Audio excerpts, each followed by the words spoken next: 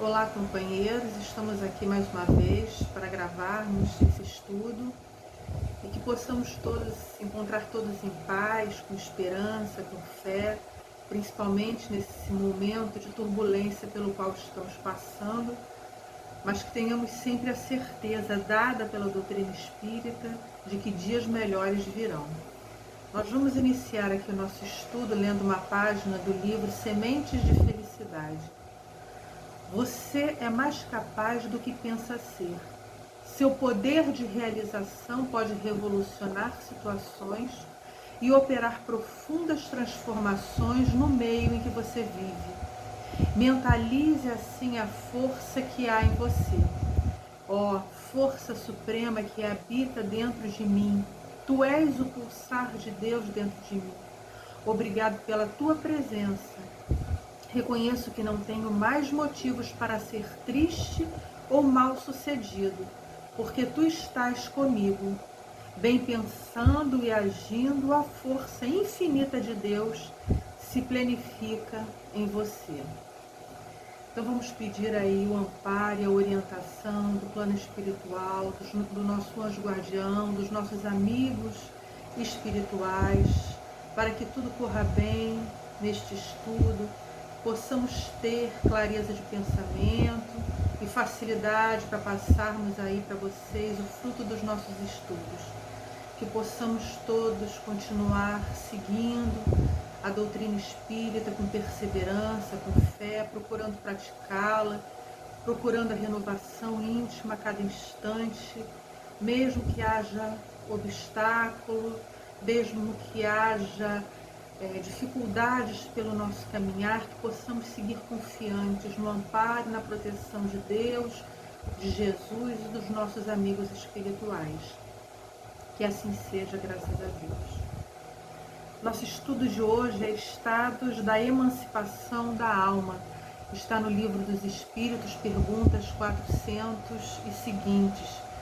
É um estudo longo, um estudo que necessita de um aprofundamento, mas é claro que aqui nós vamos dar apenas uma pincelada, pedindo aos amigos que continuem esse estudo, que se aprofundem nesse estudo, porque é um assunto interessante. Vários autores tratam desse assunto, não só através da mediunidade, mas também como o nosso Gabriel Delane, que se aprofundou também nesse estudo. Então nós vamos iniciar relembrando o que a gente já sabe, mas só como uma introdução, sabendo que a vida verdadeira é a vida espiritual. Ela preexiste e sobrevive a tudo. Dizem os espíritos que ela poderia nunca ter existido ou deixar de existir, mas quis Deus que nós passássemos pela encarnação.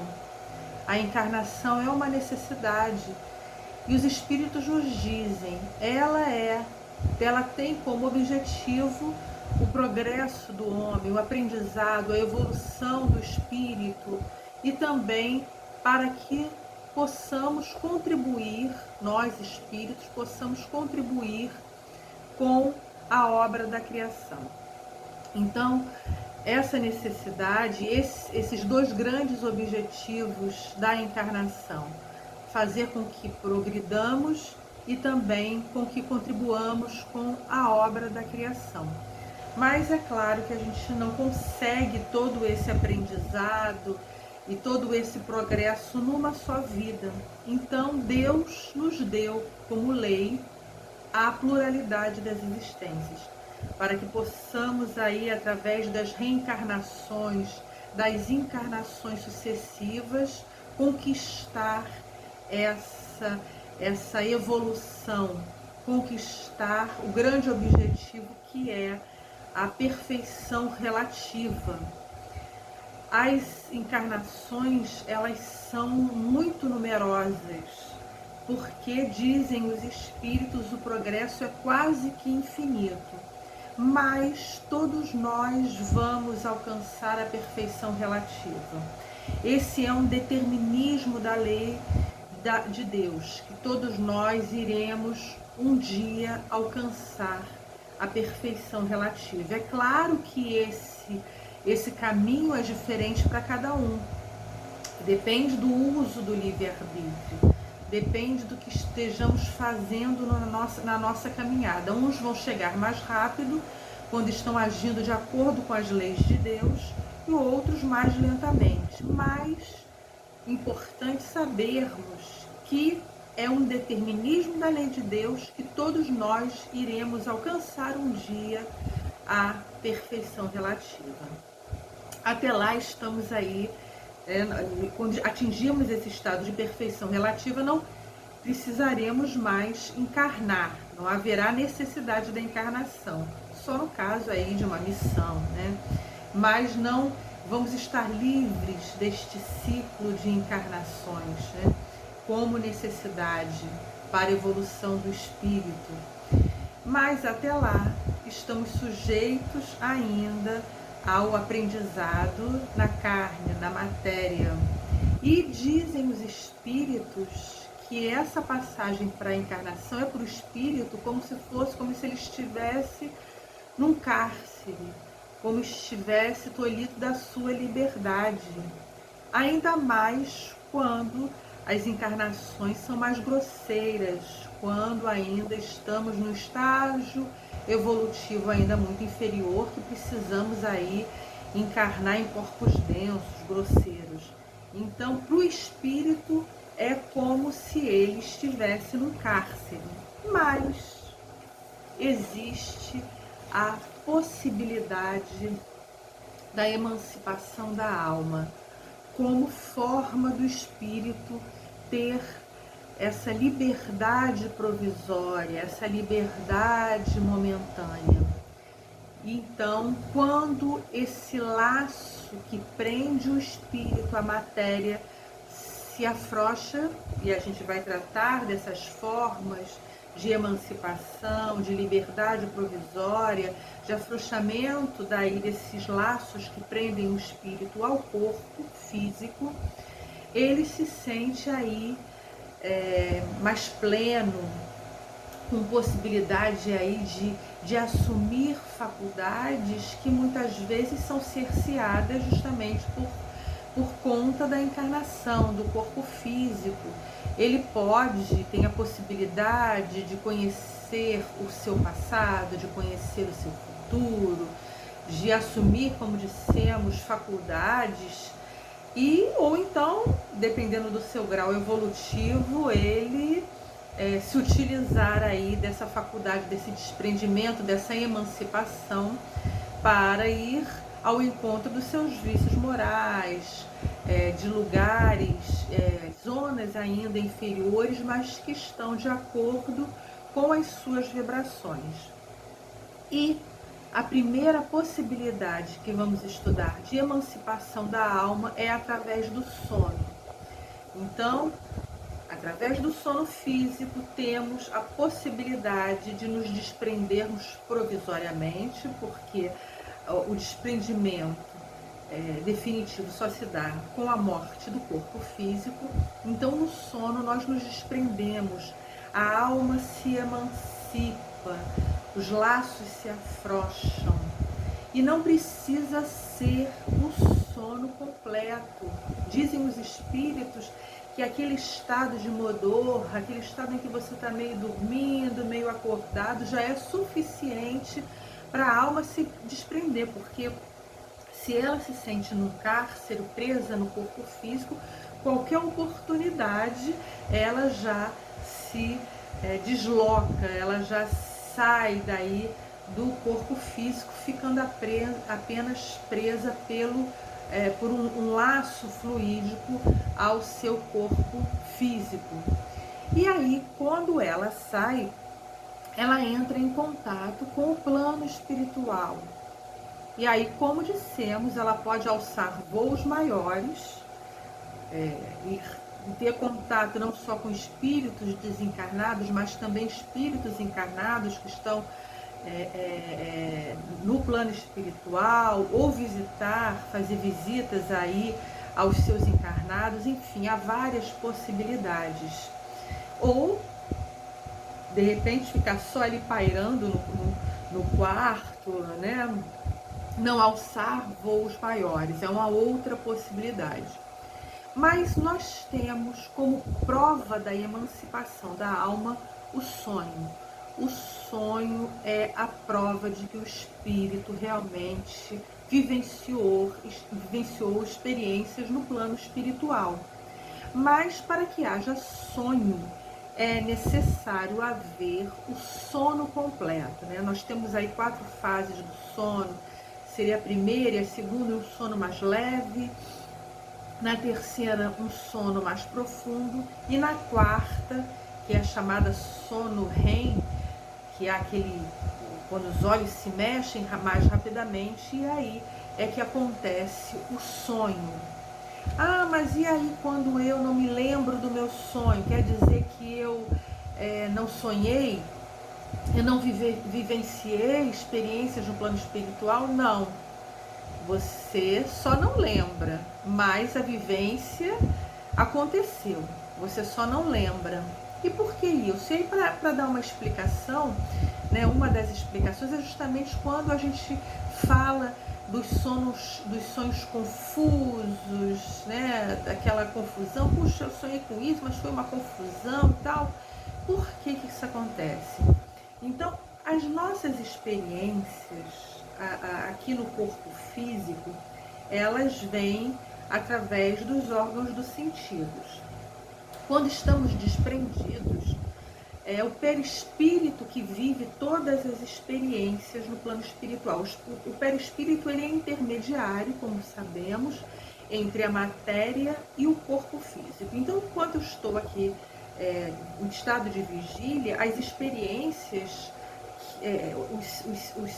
as sensações são passadas para o meu corpo físico, meu corpo físico capta as sensações, elas são passadas para o meu perispírito e depois chegam até o meu espírito, que decodifica, que percebe, que sente. E quem fala disso bem profundamente é Gabriel Delany, no livro A Evolução Anímica. Quando estamos emancipados, as experiências, as sensações, vamos dizer assim, são percebidas só pelo perispírito e são passadas, claro, quando a gente se emancipa, o espírito e sai junto com o seu perispírito, e aí essas são percebidas apenas pelo perispírito, pelo espírito, através do seu perispírito. Não há necessidade aí do corpo físico. Quando a gente retorna, é difícil para o espírito que percebeu, que teve essa percepção espiritual, passar essas experiências para o cérebro físico. Então, as vivências que ele teve, que o espírito teve no plano espiritual, são difíceis de serem passadas para o cérebro físico. Por isso essa confusão, muitas coisas são fruto da imaginação, das preocupações, dos medos. Então os sonhos são confusos por causa disso, porque o cérebro físico, vamos dizer assim, fica impregnado não só das experiências que puderam ser passadas para o cérebro físico, experiências do espírito passadas para o cérebro físico, como também fruto da sua imaginação, vivência. Então é essa mescla que faz com que nós, quando despertamos, quando acordamos, nós tenhamos essa lembrança de sonhos confusos. Não só da volta do espírito, mas saída também do espírito do corpo físico. Quando o espírito sai do corpo físico, todas essas lembranças, essas sensações ficam também de forma confusa. Então é isso que os espíritos nos passam. Então o não lembrar é uma faculdade que não é desenvolvida pelo espírito. Às vezes ele está muito preso ali à matéria e não consegue também lembrar dessas vivências no plano espiritual.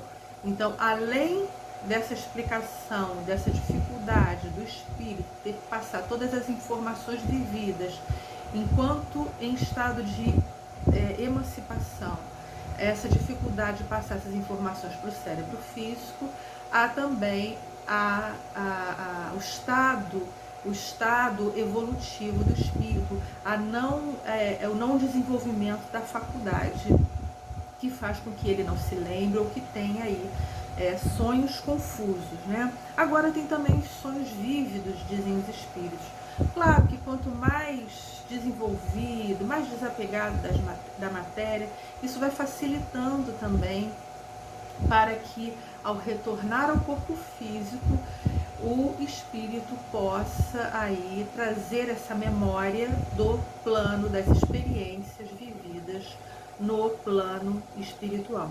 Agora, uma coisa interessante que os espíritos nos passam é que pode haver a possibilidade da fadiga do corpo físico com as vivências no plano espiritual, porque nós, como dissemos, estamos presos por um laço fluídico. Então, tudo que a gente vive no plano espiritual se reflete no corpo físico. E, dependendo do que é das nossas vivências, isso pode causar, refletir aí numa fadiga do corpo físico. Outro caso de emancipação, outros casos de emancipação da alma, letargia e catalepsia, que seria a perda momentânea, não só da sensibilidade, como do movimento do corpo físico. Então, o corpo físico fica sem esse movimento, mas o espírito continua desperto. Muitas vezes ele ouve, ele percebe, mas ele não consegue acionar, para o nosso entendimento, vamos dizer assim, ele não consegue acionar o corpo físico. E aí os espíritos falam por uma causa fisiológica. É claro que também há aí o componente aí espiritual, isso em tudo, né? A fisiologia do corpo físico e o porquê do espírito ter que passar, porque não são todos que passam por isso, né? Então, a gente não consegue muitas vezes entender o porquê disso daí, em algumas situações. Outras, como nós vamos trazer depois aqui um exemplo, o espírito depois que passou, que sofreu esse cerceamento, ele foi evocado, trouxe algumas informações, mas então é importante a gente saber que o espírito está desperto e essa perda é momentânea do corpo físico, de movimento e de sensibilidade do corpo físico. Na catalepsia, essa perda ela se restringe a uma parte do corpo, ela pode ser mais ou menos extensa. E aí Kardec fala assim pra gente: a paralisia é localizada, permitindo a inteligência se manifestar livremente, o que a torna inconfundível com a morte. Isso é importante. E nós temos a letargia. A letargia é uma paralisia geral. Ela teria aí uma aparência de morte, porque há uma suspensão da força vital do corpo físico. Por isso ela se confundiria com a morte do corpo físico. Na letargia, tanto na letargia como na catalepsia, o espírito se desprende, e isso está lá na Gênese, ele se desprende e leva o seu perispírito e puxa, vamos dizer assim, leva junto muito da força vital do corpo físico. Por isso essa paralisia momentânea do corpo físico. Agora, diz lá na Gênese, o corpo, os sinais, as funções vitais, há estados patológicos, e aí nós entendemos que seria o estado da letargia, há estados patológicos em que as funções vitais ficam tão imperceptíveis que parece que está morto, havendo a possibilidade do começo da decomposição do corpo físico. Então, isso é explicado justamente porque como o espírito, junto com o perispírito, saem do corpo físico, mas ainda continua preso pelo laço fluídico, não houve o rompimento, mas como ele puxa essa energia vital, haveria a possibilidade de decomposição do corpo físico. Outra diferença, agora vamos para a diferença da catalepsia e letargia. A catalepsia, ela pode ser espontânea ou provocada. A letargia ela se daria sempre de uma forma natural. E para você sair desses estados, haveria duas possibilidades. Ou o magnetismo, que seria uma doação de energia vital para aquele corpo físico, fazendo com que o espírito retornasse, ou pela própria vontade do espírito que está nesse estado de letargia ou de catalepsia. No livro Recordações da Mediunidade, de Bezerra de Menezes, através da psicografia de Ivone Pereira, Bezerra fala o seguinte: ele fala que essas são faculdades medianímicas que precisam ser orientadas e tratadas, porque elas podem ter como consequências aí um esgotamento, o suicídio, o homicídio, a loucura, a depressão. Quer dizer, se essas faculdades não forem tratadas, e fala ainda da possibilidade de utilizar essas faculdades aí com contato com o plano espiritual, trazendo informações do plano espiritual, orientadas, sendo tratadas, podem descambar aí nessas situações terríveis.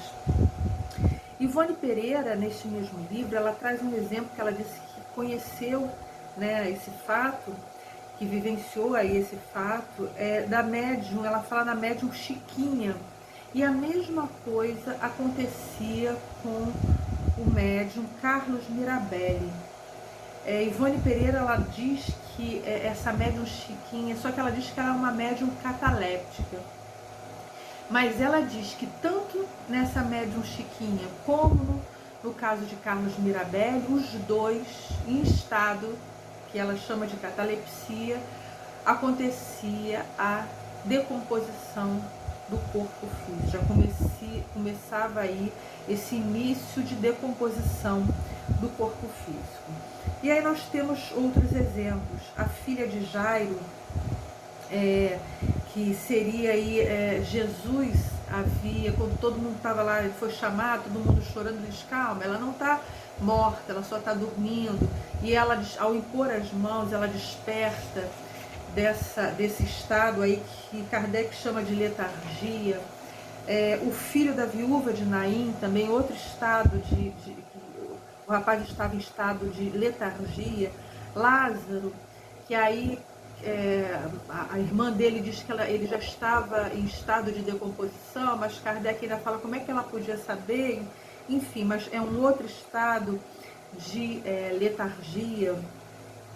Antônio B., que está lá no livro Céu e Inferno, e é esse que nós gostaríamos de falar, né? Essa causa fisiológica aí tem como componente, claro, o espírito. E aqui é bem claro isso, porque ele diz que ele morreu 15 dias depois, foi feita a exumação do seu corpo físico, foi verificado que o corpo estava de bruços e uma das mãos tinha sido comida pela metade, né?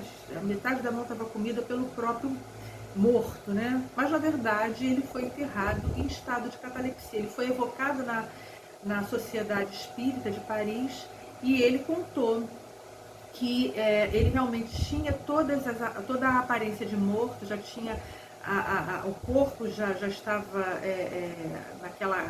naquela cor cadavérica e tudo mais, palidez cadavérica, mas ele estava em estado de letargia. Mas ele conta que ele tinha pedido para passar por essa expiação, porque numa encarnação anterior ele havia enterrado viva sua esposa. Ela tinha morrido porque tinha sido enterrada viva por ele num fosso. Então ele pede para que nessa encarnação ele também passasse por esse mesmo sofrimento. Então passou por um estado de letargia, foi enterrado assim. Hoje em dia não acontece mais isso, porque nós temos recursos aí para verificar se realmente a pessoa, se houve a morte do corpo físico, né? E outro exemplo, a jovem cataléptica da Suábia. Aqui é catalepsia porque ela traz informações, é a paralisia parcial, e ela traz informações do plano espiritual. E vamos tratar agora do sonambulismo. Sonambulismo é um outro estado de emancipação da alma, em que o espírito ele sai do corpo físico, relembrando que fica preso por um laço fluídico, não há o rompimento, mas se emancipa aí do corpo físico, e ele adquire mais faculdades, tem uma maior amplitude de faculdades do que no sonho. E como nós falamos, aqui no sonambulismo há a possibilidade da presciência, né, de saber do seu passado, saber do seu futuro, há essa possibilidade. As lembranças, elas não vêm de forma plena, justamente porque nós dissemos, são situações em que há uma vivência do espírito no plano espiritual. E quando se retorna ao corpo físico, há essa dificuldade de lembrar. E quando Kardec coloca assim, esses fatos que ocorrem quando o espírito está no estado de sonambulismo, mas o corpo se movimenta, é como se o espírito está desprendido do corpo físico parcialmente, mas ele aciona o corpo físico, né? Eu saio do meu corpo físico e aciono o meu corpo físico como se fosse uma marionete, vamos colocar assim, para que haja esse entendimento. Ou às vezes eu preciso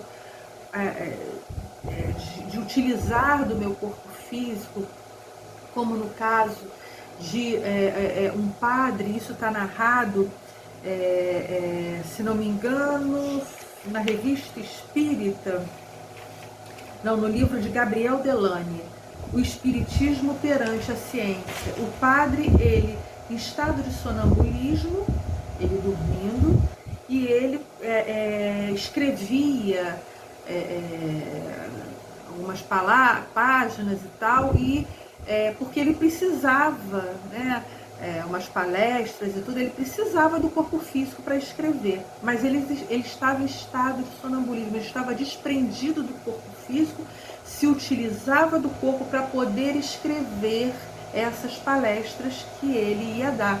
E o interessante é que foi colocada aí eles, quando as pessoas em volta perceberam isso, eles colocavam aí um papelão, alguma coisa na vista dele, e ele continuava a escrever. Por quê? Porque quem estava vendo era o espírito. E aí nós falamos de clarividência sonambúlica.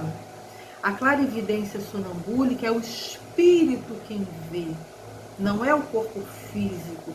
A visão dele é por todo o seu ser. Nós vemos, a visão é a faculdade do espírito, e ela não está restringida à visão física, e muito menos a esse local aqui onde se localiza o nosso olho físico. É por todo o nosso, nós vemos por todo o nosso ser, por todo o nosso espírito. E há a possibilidade de ver a distância. Não há. Quando o espírito em estado de sonambulismo, ele vê alguma coisa, é porque ele se desloca para onde o fato está acontecendo e tem essa possibilidade de ver.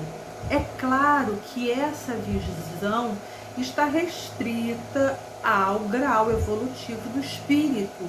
Ele só consegue ver, ele só consegue perceber, saber de acordo com o seu grau evolutivo. O sonambulismo ele pode ser anímico ou mediúnico, ou seja, quando desprendido, O sonâmbulo pode acionar seu corpo físico e trazer, vamos supor, informações, mas essas informações podem ser anímicas. O próprio espírito reconhece as suas faculdades, toma posse do seu conhecimento e passa as informações que ele sabe. São faculdades, informações, experiências, conhecimentos do próprio espírito. Já no sonambulismo mediúnico, ele recebe informações passadas por algum outro espírito, encarnado ou desencarnado. Pode ser também a junção dos dois. A faculdade do sonambulismo pode ser tanto anímico como mediúnico, como acontece no fato narrado em que um rapaz, ele entra em estado de sonambulismo, ele consegue ter percepção da doença que uma outra pessoa tem, né?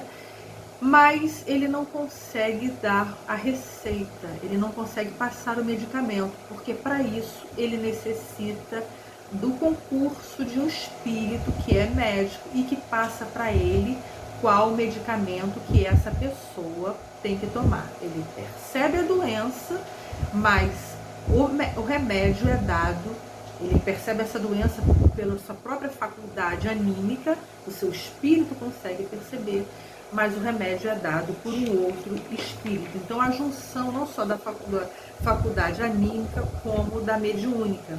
Ele pode ser magnético ou natural. Magnético quando o sonambulismo é colocado neste estado pelo magnetismo, e pode ser natural quando esse estado de sonambulismo ele se dá normalmente. Há um exemplo na Revista Espírita de 1866 que trata de sonambulismo mediúnico espontâneo, em que nenhum dos presentes coloca aquela pessoa no estado de sonambulismo. Só que, isso mesmo, nenhum dos presentes coloca essa pessoa no estado de sonambulismo, só que ele é colocado em sono, em estado de sonambulismo, pelos espíritos que estavam lá no plano espiritual. E aí eles colocam essa pessoa, os desencarnados colocam essa pessoa, esse médium, em estado de sonambulismo. Então, de acordo com o que há na Gênese, nós entendemos que seria aí a possibilidade de um magnetismo espiritual, como é tratado na Gênese. Não houve um magnetismo pelos presentes lá naquela reunião, mas houve um magnetismo do plano espiritual. Mas Kardec trata desse assunto como sonambulismo mediúnico espontâneo. E aí nós temos aí vários exemplos trazidos por Gabriel Delano nesse livro que citamos, O Espiritismo perante a Ciência. Outro assunto também, a dupla vista. Na dupla vista também há uma emancipação da alma. E só que na dupla vista o corpo não está adormecido. É uma faculdade orgânica, por isso dizem os espíritos, ela pode ser exercitada, pode ser desenvolvida, ela pode ser espontânea ou fruto da vontade. A dupla vista, ela pode acontecer sem que quem detém essa faculdade queira, ou ele mesmo pode querer ver. E é engraçado, quando está nesse estado, os espíritos dizem, para muitos que estão neste estado, essa faculdade de ver, ela é tão natural que ela se espanta dos outros presentes não conseguirem ver o que ela está vendo. Essa visão, e é importante a gente colocar sobre essa visão da dupla vista. Nós, quando vemos alguma coisa, né, através do corpo físico, os nossos olhos captam as coisas porque a incidência da luz e o reflexo chega à nossa visão, nosso corpo recebe isso porque há necessidade da luz física para captar esse reflexo. No plano espiritual acontece uma coisa diferente. Há uma luz, dizem os espíritos, há uma luz espiritual, não é a luz física. Então, o que a gente consegue enxergar é através da luz que há no plano espiritual, que é uma transformação do fluido cósmico espiritual. Além disso, Nós, espíritos, também emitimos luz. Há uma luz do próprio espírito que consegue perceber, consegue ver as coisas.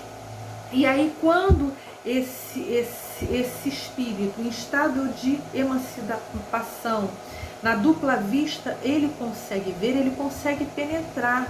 Não há barreiras físicas, porque ele está vendo com esse olho, vamos dizer assim, esse olho espiritual. Lembrando mais uma vez que é todo por todo o seu ser. A faculdade está lá na pergunta 257 do Livro dos Espíritos.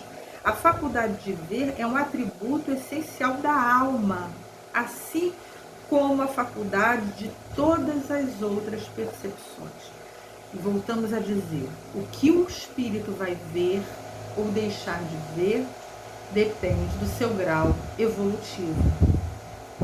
Mais uma vez, o esquecimento se segue normalmente a essa lucidez passageira, né? Por isso a dificuldade, todas as vivências do plano espiritual, do espírito enquanto em estado de emancipação, elas são difíceis de serem passadas para o corpo físico. E finalmente, o êxtase, que é um sonambulismo mais apurado. Aqui no êxtase, esse desprendimento faz com que esse laço que prende o espírito ao corpo seja bem tênue, bem fino. E essa visão que esse espírito tem é ao contrário do sonambulismo, ela é de mundos superiores, né? Por isso está em estado de êxtase, está tendo uma visão de um mundo superior, de mundos, entra em faixas evolutivas superiores, né? E aí por isso que tem que se ter mais cuidado, porque quando se entra nesse estado, tem essa visão, a vontade é de ficar lá. E aí o cuidado para retornar aí, para esse espírito retornar aí. A visão também, mais uma vez, nesse estado de êxtase, não quer dizer que o espírito seja superior. Depende do grau de adiantamento dele. Na Revista Espírita de 1866, olha a explicação de Kardec. Essa visão pode também ser influenciada por um fanatismo, né, um religioso, né, por alguma coisa que a pessoa, uma ideia que fixa, ou até por uma obsessão.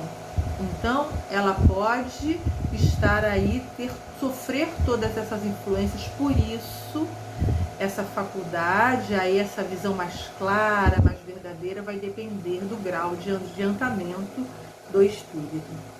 Então, e aí na pergunta 455 do Livro dos Espíritos, o estático pode ficar tão exaltado com o que vê que isto prejudica sua lucidez. Então a gente vê que a lucidez está condicionada aí ao grau evolutivo, ao desprendimento das coisas materiais, né, desse espírito que passa por essa situação, por essa emancipação, no caso do êxtase.